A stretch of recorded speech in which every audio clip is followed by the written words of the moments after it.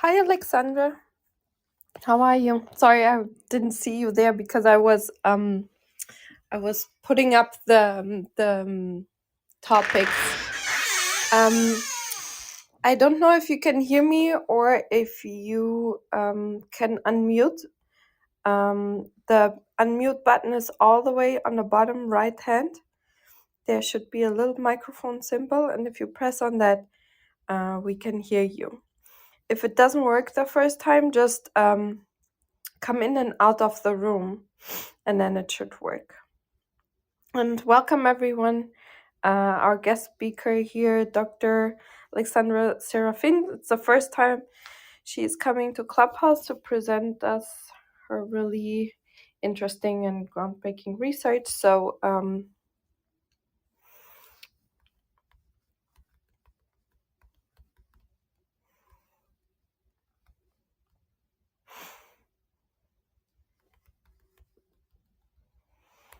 let me text Aleksandra if she can hear me, and if not,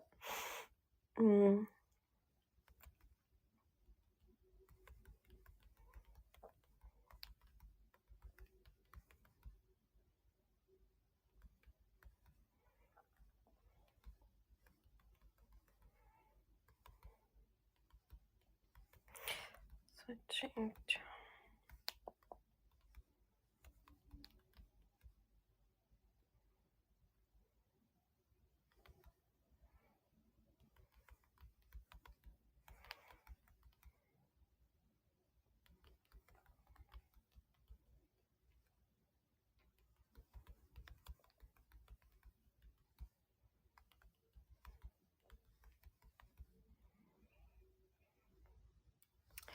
Okay, we'll figure it out.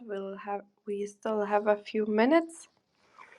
In the meantime, I will put up the slides, and this will be a really interesting talk. I'm really looking forward to it. There are the slides, and oh, perfect. Hi. So to unmute, yeah, there you go. Yep. Hi, Katarina. Can you hear me? Yes, I can hear you. Perfect. Great. Thank you for coming. Yes, thank you for having me. Yeah, I really appreciate it, and I will put up the paper in the chat. I don't know if you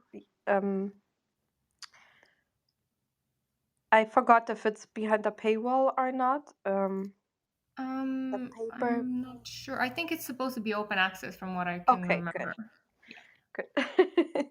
Yeah, I right now I just forgot. But usually when I don't add also like find like in my notes find bioarchive version or something, then usually it's open. So that's what I wanted to make sure. Yeah, and the slides are up, so if you want to check, Okay. but they should be working, and we will start soon. So, and happy Friday. Happy Friday. For you it's already almost time to enjoy your weekend, or you Yes. usually, yeah, good. That's great. Let's see here.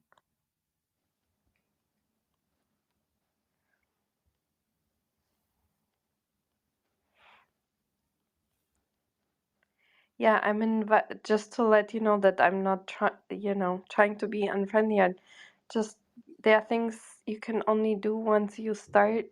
So right now I'm sharing it with people that we are starting. Then I'll share it really quick on Twitter that we are about to start, because people are really around the world, so with the time difference it's kind of confusing. So I tell people, okay, it's now. Yeah. Perfect. Yeah, so that's why I still think it's confusing. I still have to look it up. It could not, especially the times that have a big difference, but here in the US in different cities, I forget if it's 1 hour, 2, 3. Yeah. Definitely. Even sometimes between Europe, it's kind of hard to remember which country is in what time zone. So Ireland is the same time zone as Portugal, my Yes, home country. So, that's right. but then the islands where my aunt is on the islands, there's only 4 hours, I think. And then, anyways, Okay. yeah. So just in regards to the slides, will people be able to view them as we go, or is there like a share button I can have to share what I'm talking about on the screen, or? Yeah, there's no screen share, so it's really helpful Okay. if you tell people, okay, I'm switching now to the next slide, or maybe Okay. even the Perfect. slide number. Yeah. Um, so yeah, that way, and people are used to it like this, but yeah, there's no screen share on this. Okay. So Perfect. It's just I know yeah, some of my slides have like overlinked things, so it might just be harder for them to see the way that it is on Google Drive. So maybe if they can download it, it might be easier for them to kind of okay, know what I'm talking about. okay. So I'll announce that Okay. right before you start, and then I don't know if I told you before, but usually, so I will in a couple of minutes introduce you, Hmm. and then the rest of the introduction, like really briefly, and then the rest we usually do kind of in the interview question type of setting, if that's okay with you, Okay. Yeah. because I feel like it's more interesting and personal than me just, Hmm. saying all the lists of things and then people will just forget about it. Yeah. Yeah. Perfect. Okay, I'll And try my best. it's more informal, so Mm. yeah. Yeah, so yeah, whatever the answer is good. There's no no I won't be no graded on this anyway. exact. Relax. We are all, just happy that you came to take Mm. and you took time, so you already won. Of course, it's uh, always so nice to be able to talk about your research with others. So, of yes, course, I right. jumped on the opportunity. Yeah, I'm glad to hear. Yeah, so, most people, many people say yes now. Like some people are nervous to talk in English or so, Hmm. or they say I never practiced this.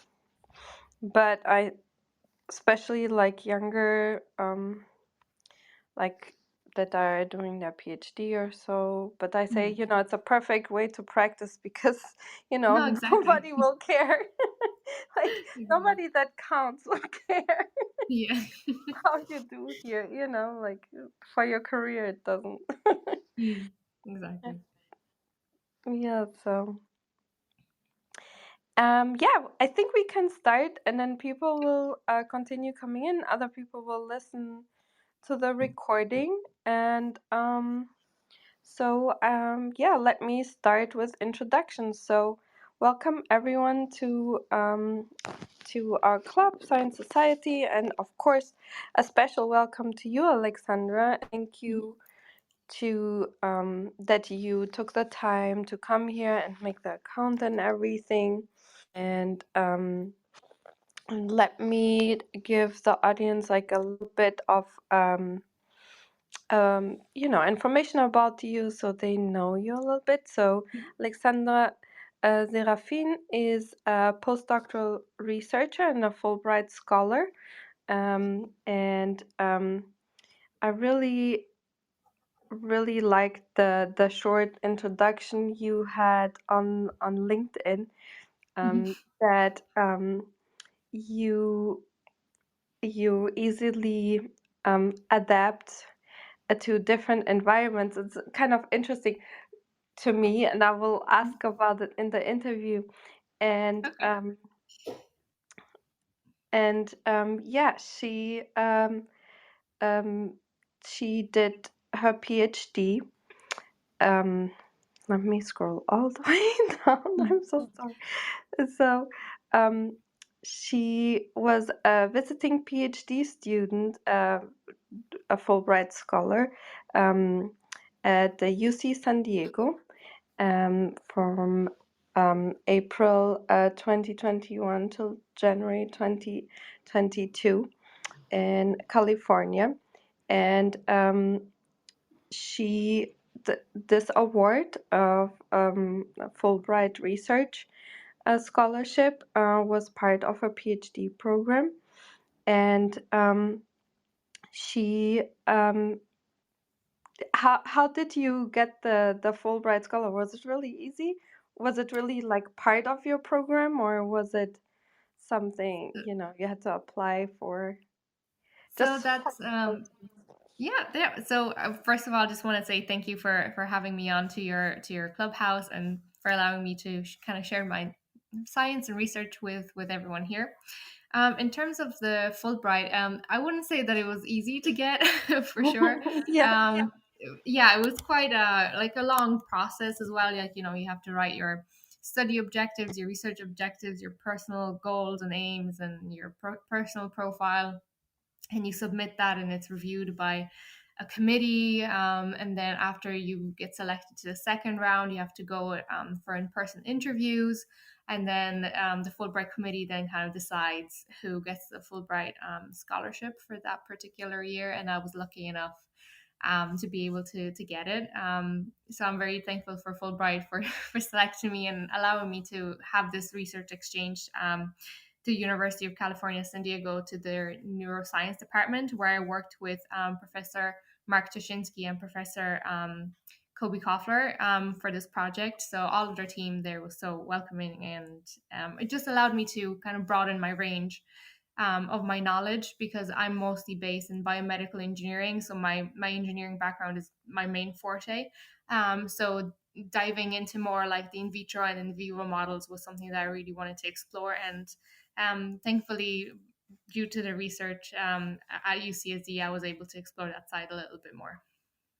Yeah, and so you did before that your bachelor's with honors at the University of Limerick. Was it something the university supported you with to apply for this Um, scholarship? it, in terms of actual supports, like we did have the Fulbright committee, like members of the not the committee but the organization in Ireland. They do go to several universities in Ireland, just kind of spreading awareness that this such a program exists, and that such an opportunity exists. So we basically just had more of an introduction, like this is what the program is, and if you would like to apply for it you can. So there wasn't that many supports per se. We did have an ambassador, so an ex Fulbrighter residing within the university. Professor Jean McCarthy was the Fulbright ambassador when I was applying, and just having a few meetings over tea with her kind of allowed me to solidify what exactly this proposal should look like, because at the end of the day it is a research proposal.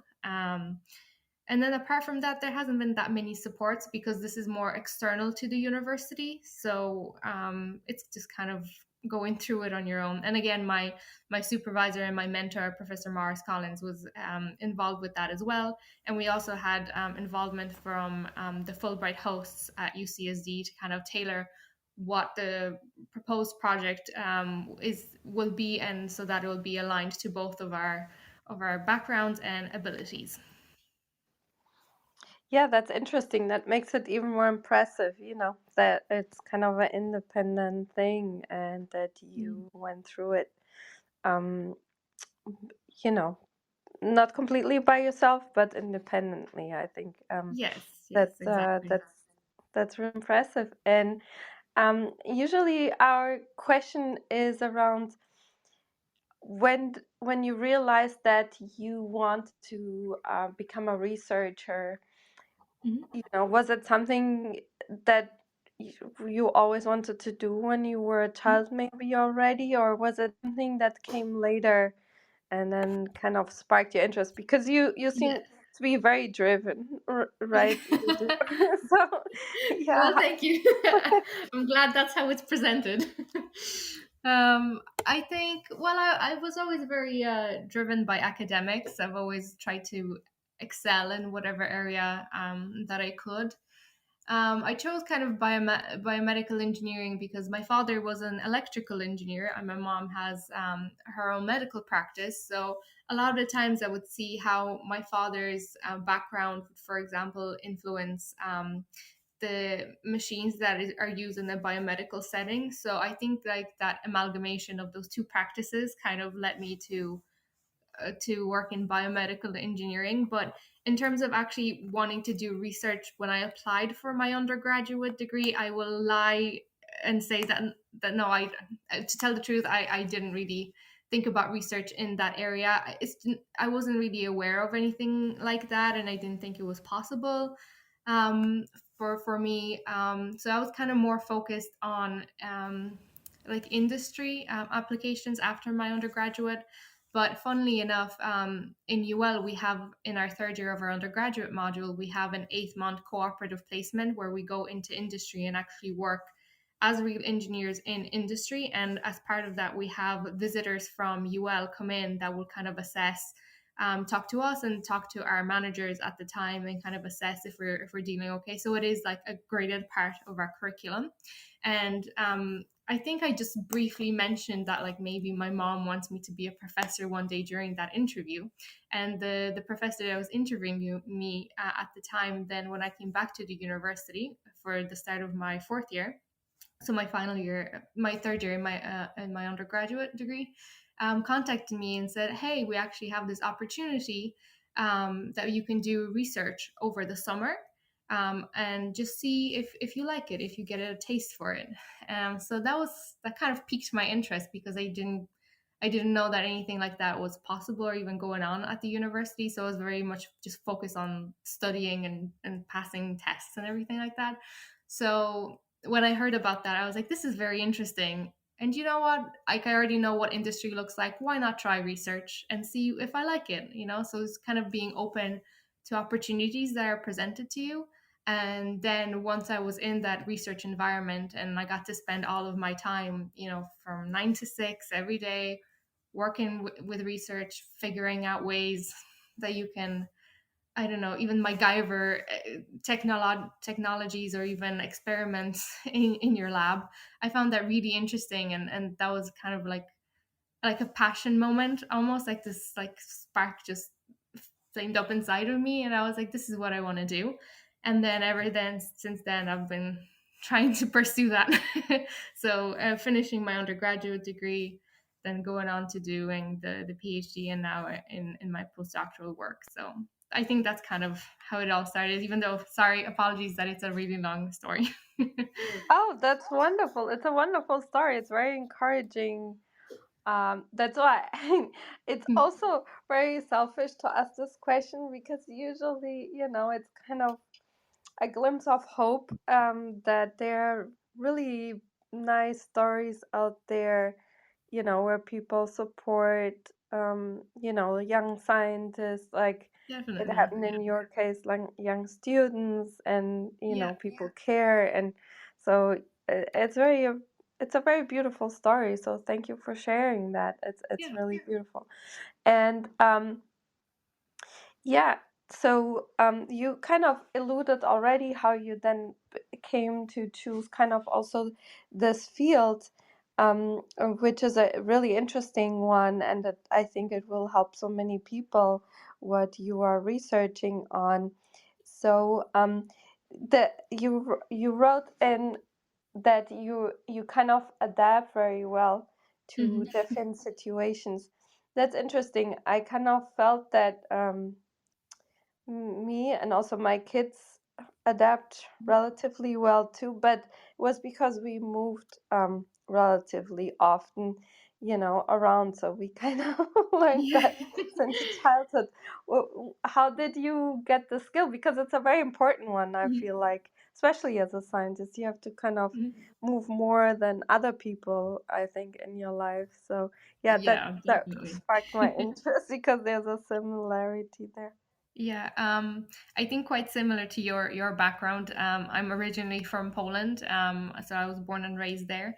But when I was about 9 years of age, my family moved to Ireland. So this is kind of where we reside now, full time.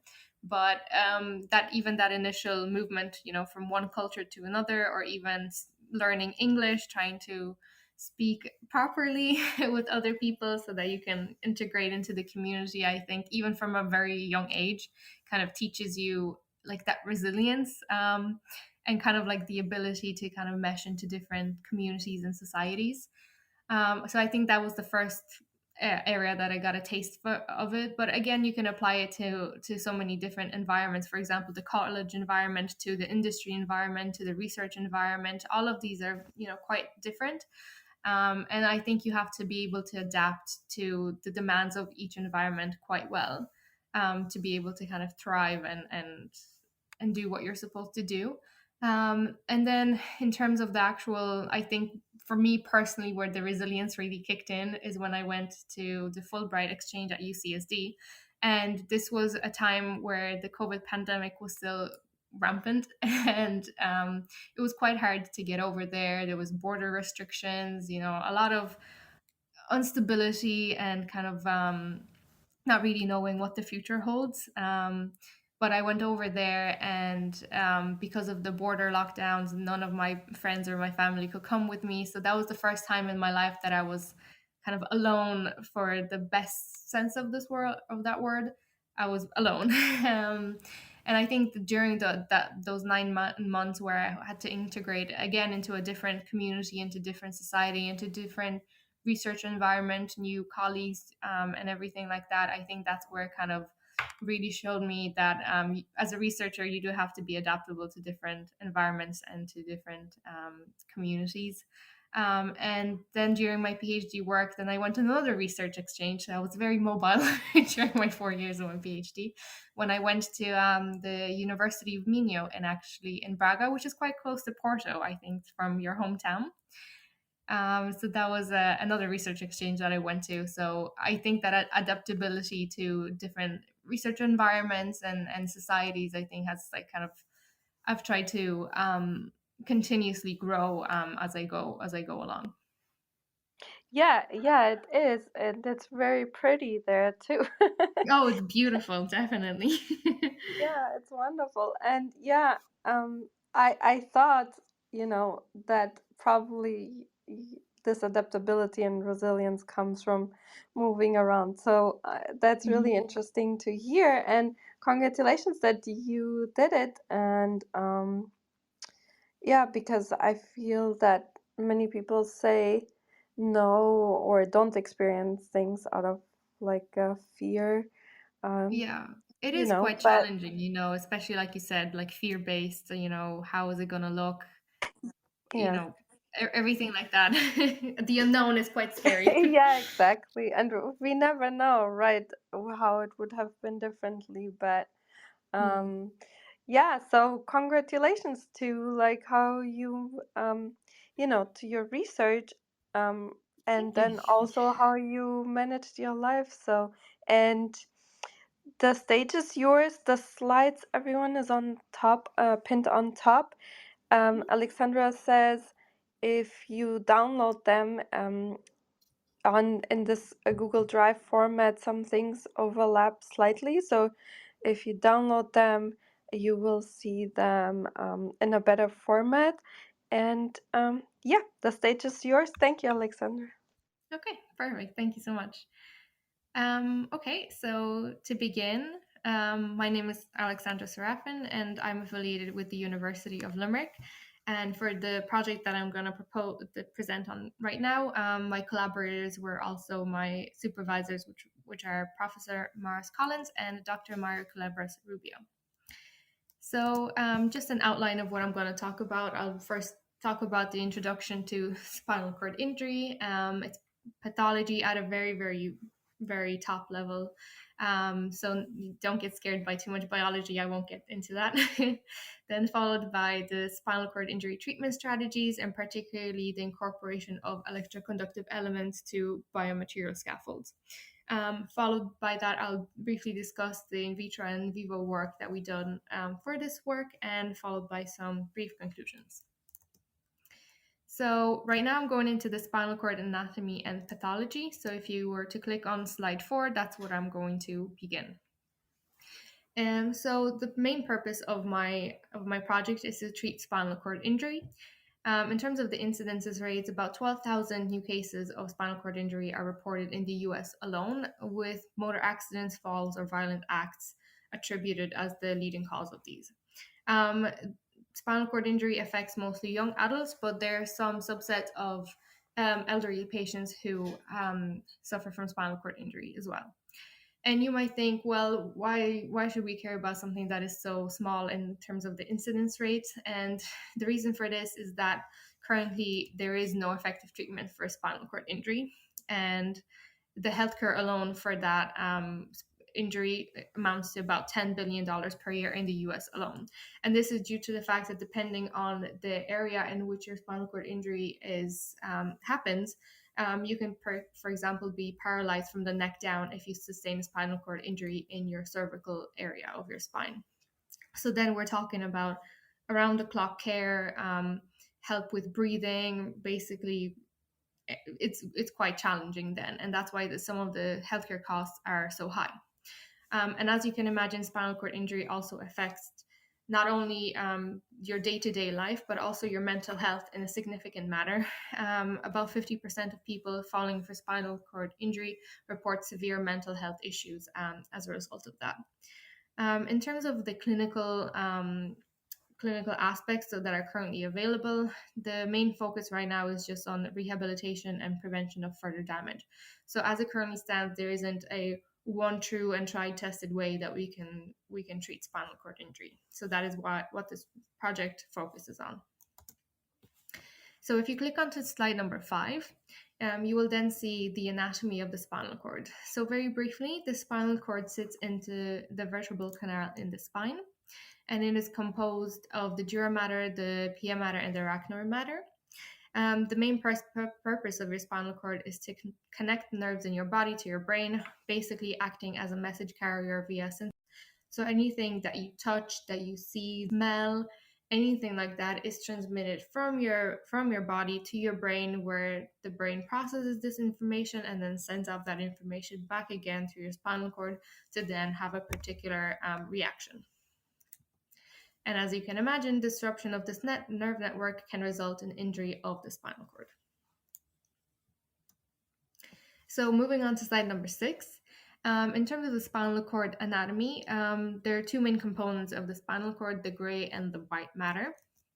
The gray matter consists of neuronal cell bodies, axon terminals, glial cells, dendrites, as well as nerve synapses, while the white matter consists of myelinated axons, which surround the gray matter. Moving on to slide number 7, the composition of the spinal cord. So the extracellular matrix of the spinal cord is mostly composed of hyaluronic acid, collagen type 4, fibronectin, glycosaminoglycans, proteoglycans, proteins, axons, neurons. So all of these different spinal cells, as well as glial cells and astrocytes. So it's a very complex tissue. Then moving on to slide number 8, when we're talking about tissue engineering and biomedical engineering, a lot of the time we're trying to create biomimic environments of the host, of the native tissue that we're trying to replicate. And a big part of that is you also have to look at the biomechanical aspects of such tissues. So for the purpose of this project, we initially started with a literature review on the biomechanics of the spinal cord, and unfortunately there isn't that much data out there on the tests conducted for this, but generally within the field. Down at the bottom, you can see the spinal cord Young's modulus of about 1 megapascal is often referred to as what we're trying to mimic. Then in terms of the actual spinal cord injury, in the injured spinal cord, astrocytes, so these are one of the primary cells of your spinal cord, become reactive and form a glial scar around the periphery of the lesion. So that is basically the main barrier to regeneration, that glial scar. And then macrophages and microglia, which possess a similar role to macrophages innate to the CNS, become activated to clear up that debris and dead cells. So basically, if you see macrophages and microglia, they're basically signs of inflammation in the area and that an injury has occurred. And one of the key leading things in this uncontrolled inflammatory response, which happens after spinal cord injury, leads to even more neuronal and tissue damage. So, unfortunately, as it stands, the spinal cord has very, very little ability to self regenerate following an injury to the spinal cord. So, that is kind of what we're trying to accomplish with tissue engineering. So moving on to slide number 10. So the overall aim of our project was to treat, or to hope to treat, I should say, spinal cord injury by means of tissue engineering strategies. So tissue engineering scaffolds for spinal cord injury repair aim at bridging this neuronal gap to restore the sensory and motor functions to the patient. The focus on my project in particular was on scaffolds made from extracellular matrix components, which aim to replicate the natural environment of the spinal cord in a biomimicry manner. And for that reason, I focused on utilizing collagen derived gelatin and hyaluronic acid for scaffold development, as both collagen and hyaluronic acid are naturally present in the extracellular matrix of the spinal cord. So then we're moving into the incorporation of electroconductive nanoparticles. And you may ask, well, why would we want to do that in the first place? And the reason for that is that different studies have shown that incorporating electroconductive scaffolds into tissue engineering strategies for spinal cord injury actually promotes the proliferation and growth of spinal cells better than their non-conductive counterparts. So we wanted to investigate different ways that we can incorporate these electroconductive nanoparticles or elements. So initially we looked at carbon nanofibers or even different conductive polymers, but we kind of steered away from that, as you really have to have really high concentrations of, for example, of carbon nanofibers to reach a good percolation, at least in the systems that we have tested. And also you're kind of looking at their cytotoxicity can be quite high as well. So the reason for this, we decided to synthesize our own electroconductive PEDOT nanoparticles. In terms of PEDOT-PSS, which is a commercially available conductive polymer, which is also readily used within the tissue engineering field, we wanted to move away from PEDOT-PSS specifically because the PSS component has been found to be to not be very biocompatible when the tissue breaks down in vivo. So we wanted to get rid of that insulating PSS component, which the PEDOT in its current formulation requires to be soluble in water. And so that we wanted to create our own nanoparticles, which did not have to have this PSS component.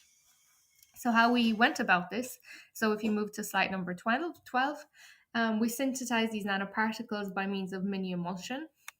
So the continuous phase and the dispersed phase are mixed together by means of ultrasonication, and the surfactant used for that was PDA-DMAC, and EDOT was the monomer.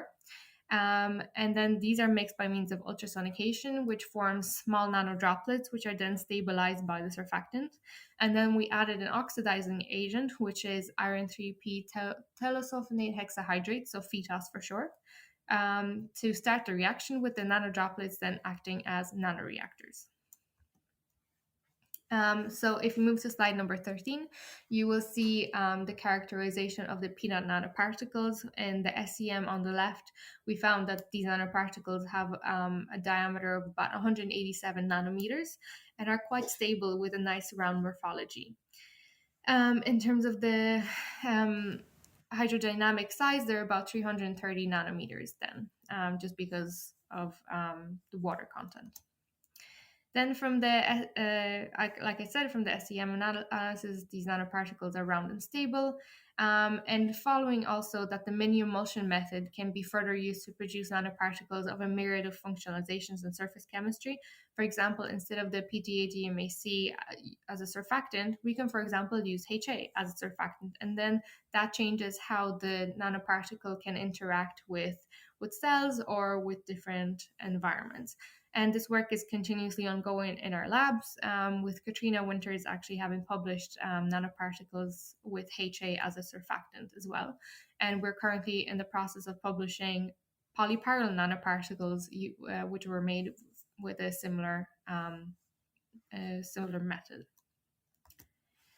So if you move on to slide number 14, you can see how we developed these PEDOT nanoparticle scaffolds. So the process was quite easy. We just took gelatin, 10% weight per volume. We added that the nanoparticle solution into that, followed by 1% hyaluronic acid. We then cast these into molds and slowly froze them to have pores created in these scaffolds, followed by lyophilization. And then we chemically cross-linked them with EDC and NHS just to have that scaffold be cross-linked and not dissolve so fast in vivo. And then the material was then fully characterized by means of compression, conductivity, morphology, swelling, and in vitro and in vivo biocompatibility, to name a few. So if you move on to slide number 15, that's where the scaffold compression slide is on. So for that, we use a universal compression test machine with a screw speed of about 1 millimeter per minute. And the Young's modulus was calculated as a slope in the linear region of a stress versus strain graph, so pretty standard stuff. And why we did this, obviously, is to test the stiffness of the material or its ability to stretch and compress. So if you click through it, you can see that you have a strain and stress graph. This is just illustrative. And then you click onto the Young's modulus in megapascals of these scaffolds. So the Young's modulus for all of the samples remained in the desired range of 1 megapascal. So the addition of the nanoparticles didn't affect the Young's modulus to a very significant degree. And again, if I can reiterate back to the biomechanics of the spinal cord, it is around 1 megapascal that we're trying to mimic here. So we were very happy to see this result.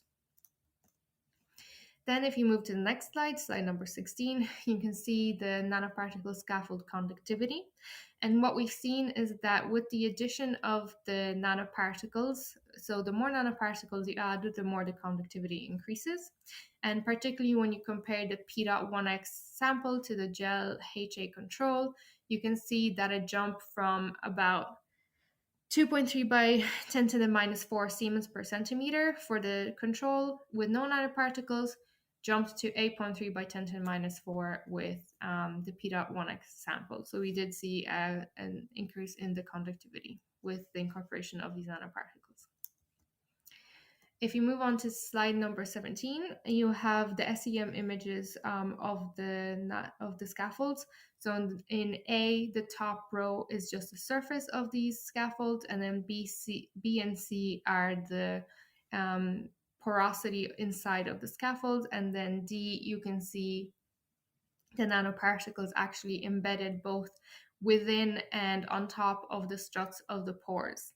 So we were quite happy to see that the nanoparticles were evenly dispersed throughout the scaffold with no aggregates observed, which is quite difficult to achieve in highly viscous systems such as these. And that the internal pore diameter was about 160 to 250 micrometers achieved throughout the scaffold with the specified manufacturing method of the slow freezing and lyophilizing method. If you move on to slide number 18, you can then see a swelling test conducted over a 96-hour period. So the addition of the nanoparticles didn't affect the swelling degree to a significant manner. And maybe just in case some people are from different backgrounds. So the reason why we're studying swelling properties in tissue engineering, it's one of the most important parameters in hydrogel characterization, as it informs on the volumetric changes the hydrogel or scaffold will undergo by means of solvent absorption. So this is extremely important when you consider the potential negative impact of highly swelling scaffolds in vivo. So for example, if you have a lesion that you're trying to fill with a specific hydrogel, and if when implanted in vivo and the scaffold or the hydrogel swells to a very high degree, it can then impact the surrounding tissue by basically forcing the tissue or things like that. So we basically don't want the scaffold to swell to an extremely high degree. So we want that controlled swelling and degradation. So if you move on to slide number 19, you can see the FTIR. So FTIR analysis allows for the identification and confirmation of the composition of the scaffold material by means of distinctive bands. So the FTIR bands here show that all of the materials used for the scaffold production are still present after the manufacturing process. So the HA bands are depicted in blue lines, the gelatin bands are depicted in red lines, and the nanoparticle bands are visible in green. And if you want to have a full breakdown of all of those different bands, you can read our paper, but I'm not going to go through this as it's going to take way too long. Then following on to slide number 20, we also conducted rheological behavior and characterization of these materials to give us an overall idea about the viscoelastic flow behavior of these hydrogel systems. And rheology can also especially inform on the ability of the hydrogels to be 3D printed. So these are some of the rheological test conditions that we've done for this. A condition temperature of 37 degrees. We did a frequency sweep, steady state flows, and recovery tests as well.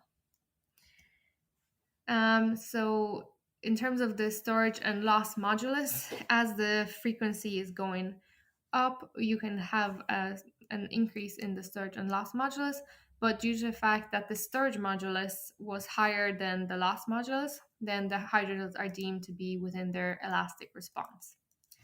Then if you click onto slide 21, the first graph you can see with an increase in shear rate, the viscosity for all samples goes down. And you can see that the viscosity of the nanoparticle scaffold hydrogels is higher than the control with no nanoparticles. And then if you look at the recovery, so this basically informs that these hydrogels have a shear thinning capability, which is what you want in a 3D printing scenario. And then if you look at the second graph, you can see that for the first 60 seconds, the stress on these hydrogels is very, very low, and that the first 60 seconds simulates the material being put inside the printing cartridge for 3D printing, but no pressure is exerted on the material yet. Then within the next 10 seconds, from 60 to 70 seconds, you have a very high increase in the shear rate, and that simulates the material being extruded through the nozzle, so basically being 3D printed. And then following that, you're particularly looking for from 70 to the next 60 seconds, you're looking at removing that high shear stress again, which again simulates the material being left alone after the printing process. So in particular, we're looking for that recovery following that high shear stress and how fast that recovery happens. So for example, if you have a very low recovery afterwards, then you can, for example, say that your material is gonna kind of spread around and not maintain shape fidelity after it's being printed before you can introduce a cross-linking scenario, well, depending on which 3D printing method that you use. But overall, this just gives us an idea of how these materials can be 3D printed. And what we've seen in these ones is that there's a very high recovery in a small period of time following this simulation of 3D printing, and that when compared to the control, the addition of the nanoparticles increases this recovery as well. And we actually were able to successfully 3D print these materials as well. And I think they're in the supplementary data in the publication as well. So now I'm going to move on to the detailed in vitro and in vivo studies of this project. So for that reason, I traveled to the University of California, San Diego, to the neuroscience department. So I was very happy when I had sun all year round, because currently where I am in Ireland, it's mostly just rain all the time. So it was a very nice change of scenery. Then moving on to slide number 23. So in terms of the cytotoxicity, mesenchymal stem cells were first used to test the initial cytotoxicity of these materials. So the MSCs were first seeded on conductive scaffolds, and then they were stained by different cellular tests, such as Alamer blue, live dead markers, and then they were fixed and stained with DII and DAPI, and following on from that, we visualized these cells as well. In terms of the initial study with Alamer Blue, Alamer Blue basically allows to see how well your cells are proliferating. And so it's like an indirect test of cytotoxicity.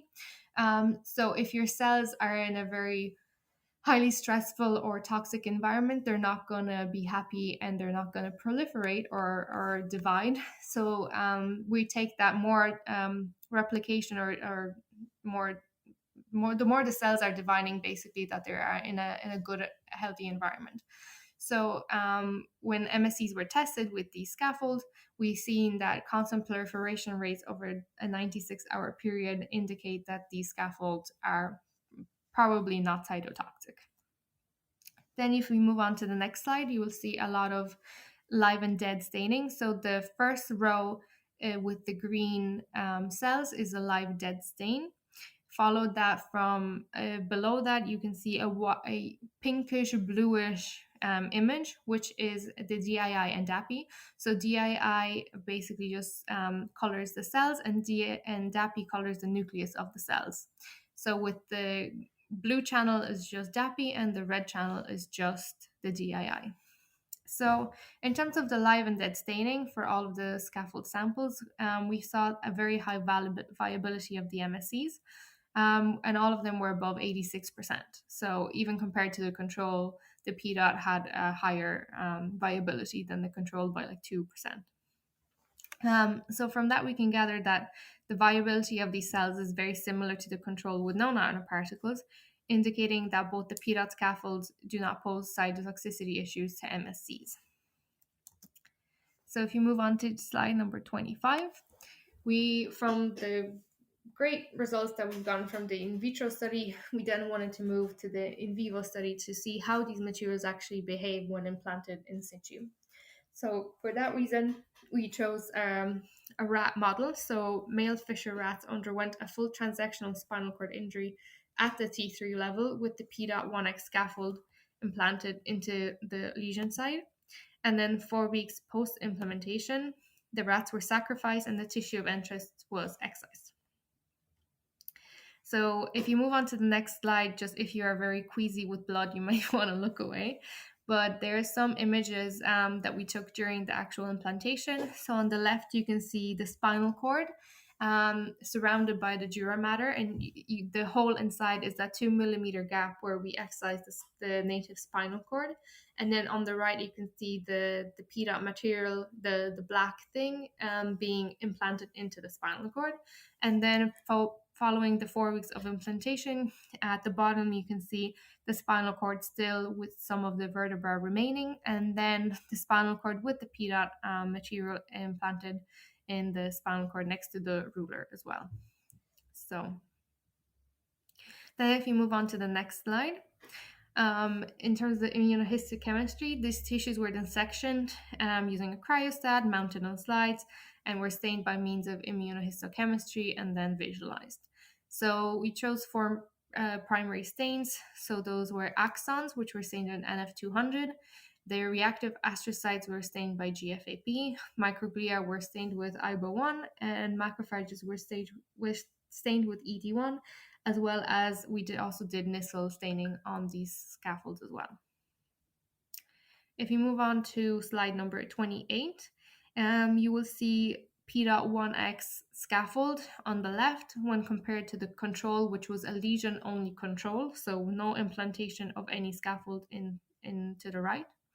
And NF200, which is in green, stains axons, and GFAP stains reactive astrocytes in red. So these reactive astrocytes are indicators of glial scar presence, which I mentioned at the start. So glial scar is the main barrier to regeneration of the spinal cord following injury. So on the left, you can see that the GFAP staining was not in direct contact with the scaffold. So the lesion site and the scaffold is indicated by these white lines, and the GFAP periphery is indicated by the white arrows. And then you can also see more axons going towards the lesion site at both the rostral and caudal sides of these slides. Then moving on to slide number 29, we also have some quantification of those two markers. So the GFAP marker is on the left and number of axons, NF200, is on the right. So we observed that less GFAP reactivity in the scaffold group was observed than in the lesion, which means that there is less reactive astrocytes, which could stimulate the formation of the glial scar. And as well on the right, you have a higher number of axons pass towards the lesion border, past the GFAP reactive periphery in the PEDOT scaffold group when compared to lesion-only control. Then if you click onto slide number 30, you can see the IBA1 and ED1 staining. So IBA1 is in red, which stains microglia, and ED1 stains macrophages, and that is staining in green in these slides. So the activation of microglia or macrophages heavily influences also the activation of astrocytes, so the GFAP staining in the previous slides. And the presence of the microglia and macrophages follows a similar pattern to that of the GFAP in the slides, which makes sense. Also, the microglia and macrophages will always be present and are essential to regeneration, especially in such a traumatic injury as a full transection of the spinal cord. But again, I would like to reiterate that it's mostly that uncontrolled inflammation that has negative effects towards neuronal regeneration. So we're it's a very fine line that you have to toe in not having a lot of inflammation, but having enough macrophages and microglia to actually clear up any debris that you have in your injury site. Then if you move on to slide number 31, we also quantified these. So again, we see a higher activation of microglia or macrophages. So IBA1 is on the left and ED1 quantification is on the right. So again, we see a higher activation of microglia and macrophages present in the lesion-only control when compared to the PEDOT scaffold. And it appears that the inflammation around the lesion site is more controlled in the presence of the scaffold as a result. Then if you move on to slide number 32, in the left you have, again, the PEDOT, and on the right you have the control in terms of the Nissl staining. And again, lower reactivity and inflammation is reiterated in the Nissl staining as well. Then moving on to slide number 33, just to conclude our study. So novel PEDOT nanoparticles were successfully synthesized with a stable morphology and diameter of about 187 nanometers.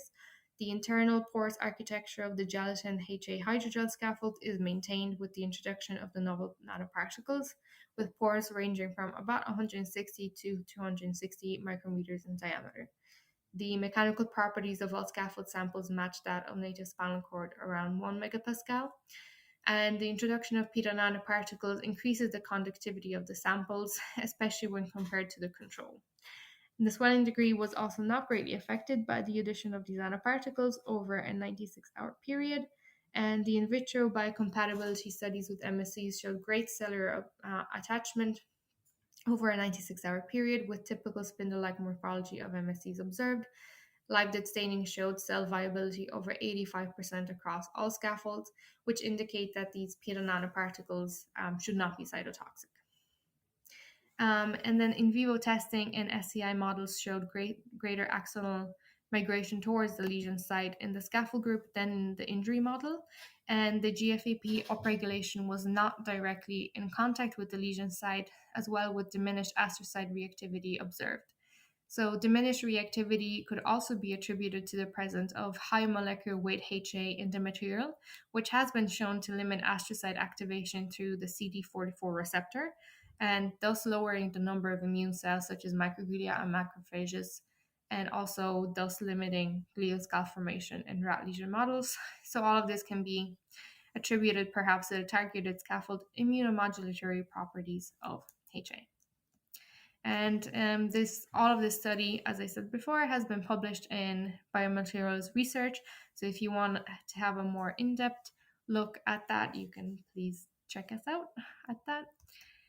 And I just want to say I would like to thank the Irish Research Council and Johnson and Johnson under the Enterprise Partnership Scheme 2020 and the Fulbright Commission for providing funding for this research work. And I'm open to any questions. So thank you so much for listening to me and for allowing me to present my research work to you. Well, thank you so much for this wonderful presentation. And this work is really so interesting. So I'll just go ahead with some questions. Mm-hmm. And then also some people in the audience wrote me um, what I should ask. So just to make clear for everyone, the MSCs that you implanted in rats um, were human cell lines, right? So we didn't implant any stem cells into the actual rats. So we only tested the in vitro cytotoxicity of these scaffolds with MSCs, and they were rat derived. Oh, okay, so you didn't see what them. So right, so when you're planning one day to implant this in humans, are you planning on using MSCs from each individual human? I'd like to make a personalized construct, basically, or do you see the possibility in the future that you can have MSCs, from a donor implanted in Mhm. different humans? Did you think about that aspect for the future? So I think that would be many, many, many years down the line that if such a possibility came up.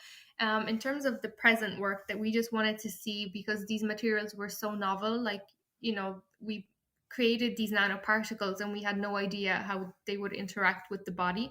So we initially wanted to take that step and to actually test and fully characterize these materials before we added any like stem cells or any additional therapeutic therapies into this project.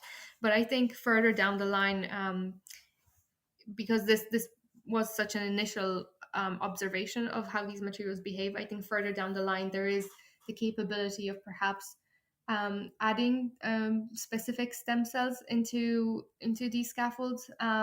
I think a big caveat in regards into implantation of stem cells is that you really have to look at how they're going to survive in situ before you can get a full vascularization to kind of connect with them.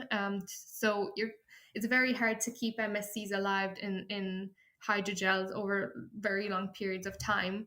So I think you would really have to include a lot of specific growth factors and other things like that for them to remain viable, to actually have any additional therapeutic effect. But I think if we are able to figure that out, then I think in an ideal world, yes, we would be using MSCs that are more patient derived and specific targeted therapeutics towards patients. But again, like I said, that is quite further down the line than what we're initially trying to study. So right now we're just trying to um, focus more on the material, because my lab is more material science based and biomedical engineering materials based. So, but that is a great question. Yeah, no, I was curious um, because you chose MSCs and there's like contradictive data out there of using, one donor to transplant it into different patients. There Yeah. are studies that say it works really well, and actually some people even add MSCs to other cell lines to make them Mhm. more compatible for Yeah. implants. So yeah, I was curious why you chose MSCs and if that maybe is already planning for the Yeah. future. I think when you're actually trying to implant stem cells, you really have to look at trying to prevent that rejection that we also often see with stem cells being implanted from one person to the other. So I think it's quite hard to achieve that at the present moment. But again, my specialty isn't in stem cells; it's more in materials. So if there's any stem cells experts here right now. Maybe they could chime in. Well, I contracted for a while for a stem cell company, and Mhm. yeah, we were starting to use MSCs exactly for that Mhm. reason, with the hope that um, because there are studies out there that kind of show that there's a low rejection rate Okay. with Perfect. MSCs. Yeah. But the question is, once the cells are really differentiated for a while, if that then is still the case. But there are already clinics out there that inject MSCs into, knees and so on. Yes. Yeah. If they really implant themselves, or if it's just basically a scam, that's another. That's all. Yeah, I'm always You reading know. those papers with a grain of salt, to how well that works. But maybe it's just me being cynical, and if I'm offending anyone with that, I apologize. No, no, I agree. So, but it would be, no, why I'm asking that is, I always think about, I try to add up the cost more or less in my head for these implants and how many people will be able to afford Yeah, these. yeah. And if you could achieve, or if somebody would achieve that you have basically from a donor, and Hmm. you can grow these implants and buy them off the shelf, it would make Hmm. production costs way cheaper, so Yeah, more for people sure. could afford this. So Like, it's more like affordability. It wouldn't be an yes, issue, right, to take MSCs out of fat tissue or out of yes, anything yeah, and then grow it. It's just more expensive than if you would have them off the shelf. And exactly. Yeah. also the materials you use for the gel, basically, are they largely available? Is it something, Hmm. or in the state you are at right now, or if you would need to scale it up basically for patients, for a larger population of Yeah. patients, would you need to adjust anything? I think the way that they are constructed right now, like gelatin is a relatively cheap alternative to collagen. So in terms of that's where most of the bulk of the scaffold comes from is the gelatin, the 10% weight per volume gelatin. And that an additional cost would probably just be the HA, depending on your sources. That can be quite expensive or it could be not as expensive. So I think if you were to find a good supplier, like for example in the cosmetic industry, they have HAs and everything now. It seems all of your creams have HA in them. So I think the more that we're trying to use HA, maybe that price will go down. So I think in terms of the actual bulk of the material, it shouldn't be that expensive to produce. And also the stability of these materials in terms of like their shelf life. So if you are post lyophilization, they can survive on the shelf for months and months, if not years, if you just don't introduce moisture to them. So I think in terms of the stability and shelf life, they're quite good. In terms of the actual nanoparticles, we're currently only we're all the only people producing these nanoparticles. So in terms of scaling that up, I think it is very easily it could be done very easily, as long as you just control the parameters within the synthesis. I think it could be possible. But everything that we bought is bought through Sigma Aldrich and Thermo Fisher, and so very readily available materials that anybody could purchase within the research or even environments. So I think they for now I think they're quite easy to reproduce if Oh, you know that's what you're doing. wonderful. Yeah, Yeah. yeah, that's wonderful news. And then Victoria, asked me in the back channel, um, just in general, what's the most surprising finding from the research you did, and um, what do you think are the biggest obstacles for the future to continue to develop this treatment, basically? The most surprising thing, I think personally for me, because I tend to be a bit of a pessimist with in regards to my own research, I think I was most surprised that these rats survived even the initial implantation of these materials, and they actually did quite well. So that, to me, in my pessimistic mind, was the most surprising thing. But I was told that maybe I should be more optimistic in regards to my research. So maybe I should start to do that from now on. And then, in terms of the second question,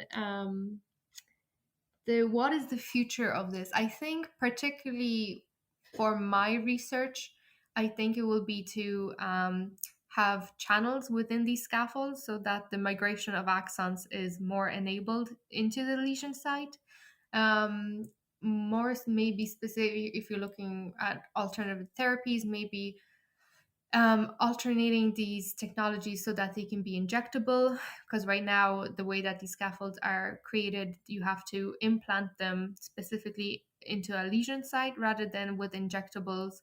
With injectable hydrogels, maybe that filling up of the lesion precisely could be a bit easier.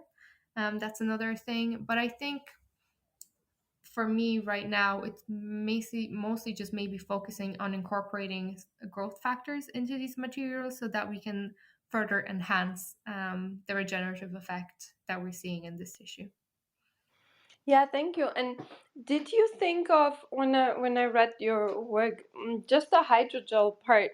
Did you think of using this hydrogel, or to offer this hydrogel for not for full spine lesions, but when people have you know the something, the bone basically pressing on the nerve, because in between, you have when people get older, the tissue in between becomes kind of weaker to support the spine.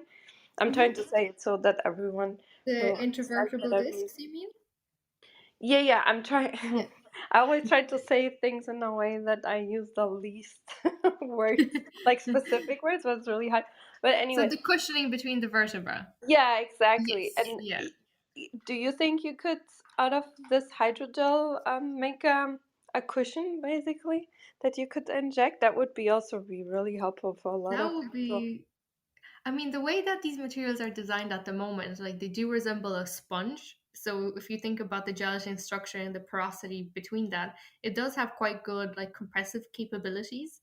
So perhaps that's not something that I've ever thought about, to be honest, as an application. But I think, as with most tissue engineering hydrogels or scaffolds, I think if you tune them in a specific way that you're looking for the target application, I think they can be applied to a variety of systems and therapeutic approaches.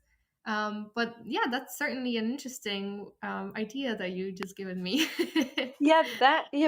So, for example, can you can you make different varieties of how hard they are? Because then you could also Yes. maybe inject it into the knee or the shoulder, wherever you Yes. lose basically this flexibility and all the materials the body has to kind of Exactly. keep Yeah. things flexible.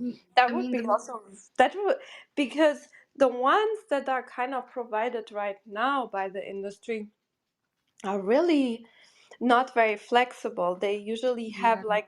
like some metal around, and then Mm. yeah, some cushion stuff in between, but it's really not as flexible anymore and has a lot of issues. So I think Mhm. the type of material could adjust really well to the individual shape of Yes, joints and spines of different ones. definitely.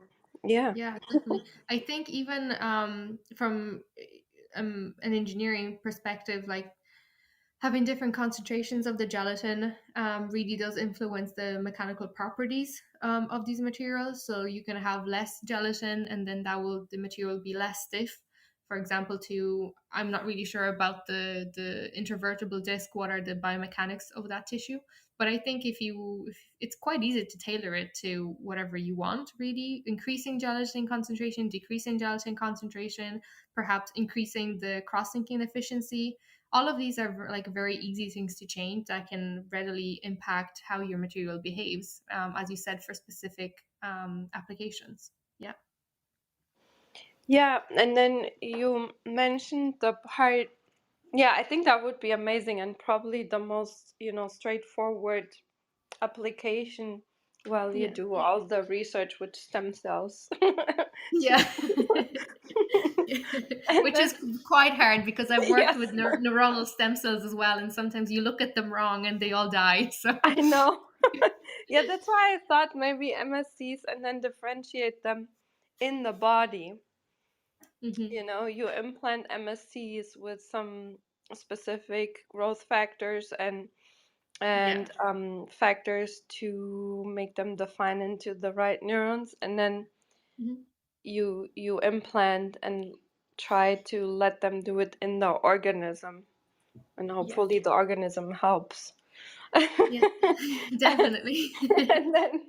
and then the other question would be, um, if you I don't know, does any military come to you and ask for your help?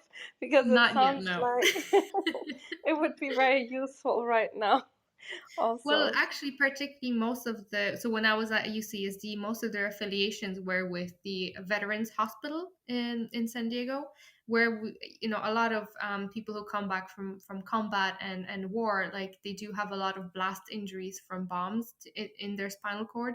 So that is something that the military is investing heavily in at the moment. I'm not sure how it is in other hospitals or even within Europe, but I just know that that is what something that they're investigating in the Veterans Hospital in UCSD. But no one has So, contacted me yet. oh yeah. I am open. My LinkedIn is open. Well, because I feel like that would be really interesting. Yeah, for the future. And then Willie talked about something. We had the previous guest speaker, Michael Levin. I don't know Mhm. if you know him. Maybe you read in the news about this self-replicating xenobots. He Okay. basically makes kind of organism tiny robots and can program that. Like, Oh, he okay. gives them incentive to then Oh, fulfill specific tasks, those cells. okay. There, in that case, they got them to self-replicate pretty efficiently. Wow, Um, okay. yeah, but he works on different projects. What he basically says, and what his work also really interestingly shows, is if you give the right incentives, cells will figure out what they need to do in that case. So the holy grail basically is for him to find a way, that Okay. you don't have to give a full set of instruction with DNA code and everything, Mm-hmm. for example, to heal, neurons in the spine. You give Mm-hmm. basically a broader instruction, and then the cells will figure out what they need to do. So this is basically the principle. It's really interesting work. Would take Okay. too long for me to I explain will everything. definitely check that out. Yeah, please. Yeah, and maybe reach out to him, or we can connect, because I think Perfect. working with him, with your engineering, hydrogel and gel Mhm. engineering, combined with his you know cells Mhm. that Mhm. get these instructions to repair stuff or to do different tasks. I think it Yeah. would be the ideal combination. So Yeah, definitely. Yeah, combination approaches. yeah. Maybe we'll be able to figure it out finally. Yeah, Yeah, but like exactly. we're always open to collaborations and to different projects and ideas. So if anyone even listening right now wants to reach out to us for collaborations, please do. We will be so happy to do that. Yeah, I think that would be really wonderful. And thank you, really, for mentioning that. And he will be back. Hmm. We're supposed to meet, like, to talk about beginning of March, so next week, and then to talk about when he will be giving Oh, another perfect. talk here again. So yeah, I'll keep my eyes open for that. yeah. Yeah, so we've been talking around an hour, so I wanted to give you the opportunity to go back to your life. Get rid of us. Well, no, this has been fantastic, and like as researchers, we sometimes don't get that many opportunities to have these kind of nice discussions. Maybe apart from conference once or twice a year. So I'm really thankful that you reached out to us and allowed us to present our work with your lovely audience. So thank you for that.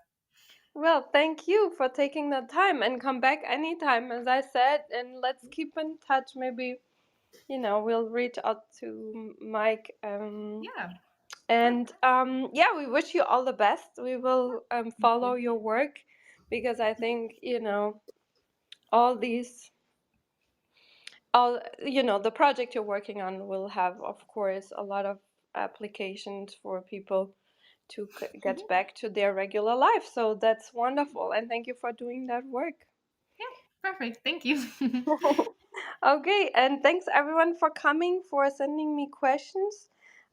This always makes the discussion more interesting. And if you like discussions like this, we'll have next week Dr.